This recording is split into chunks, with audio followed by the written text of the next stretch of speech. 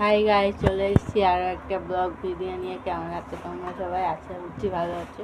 তো গাইস, প্রথমে তোমাদের সবাইকে জানি গুড মর্নিং আর শুভ মহালয়।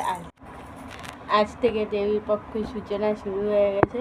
তো আজকে সারাদিন মহালয়তে আমি কী করি সেই ভিডিওই তোমাদের সঙ্গে শেয়ার করব। তো চলো দেরি না করে ভিডিওটা শুরু করা যাক। গাইস, ভোর 4টের সময় বীরেন্দ্র কিসের বদলে মহালয় শোনার পর 5টার সময় টিভি খুলেছিলাম আর জি বাংলার টাচ জলসা দুই জায়গাতেই দেখেছিলাম। আর তোমাদের সঙ্গে আওয়াজটাও শেয়ার করতে পারবো না, কারণ কপিরাইট লেখা আসবে, সেই কারণে। তোমরা কারা কারা টিভিতে মহালয় দেখেছো অবশ্যই কমেন্ট করে জানিও। আর তোমাদের কোন চ্যানেলে বেশি ভালো লেগেছে, জি বাংলা না টাচ জলসা? আমার সত্যি কথা বলতে গাইস, টাচ জলসাটাই বেশি ভালো লেগেছে, জি বাংলাটা অতটাও ভালো লাগে। তারপরে মহালয় দেখতে দেখতে বাসি মুখে চা খেয়েছিলাম, যেটা প্রত্যেকবারই মহালয়ের দিন আমি বাসি মুখে চা খাই। গাইস, এখন মহালয় দেখতে দেখতে বাসি মুখে দুধ চা খাচ্ছি। 1 কাপ ভর্তি ছিল আর এখন খেতে খেতে অর্ধেক হয়ে গেছে। তোমরা অনেকে বিশ্বাস নাও করতে পারো, সেই কারণে দেখিয়ে দিলাম আগে থেকে। গাইস, এখন হচ্ছে দুপুরবেলায় আর মা মাংস নিয়ে এসছে। আজকে যে একটু পিকনিক, তাই একটু মাংস ভাত পিকনিক হবে।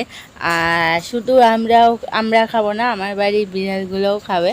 আর তোমরা যারা আমার সাবস্ক্রাইবার বন্ধুরা, তারা তো জানো যে আমার বাড়িতে বিড়ালও আছে, ওরাও মাংস খেতে ভালোবাসে। এখানে তোমরা দুটো বাটি দেখতে পাবে, প্রথম বাটিটা আমাদের আর দ্বিতীয় বাটিটায় আমার বাড়ির বিড়ালগুলোর জন্য।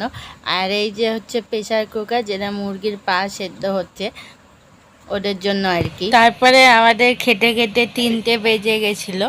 আর মাছ মাংস হলেই আমাদের বাড়িতে 3টে সাড়ে 3টে বেজে যায়।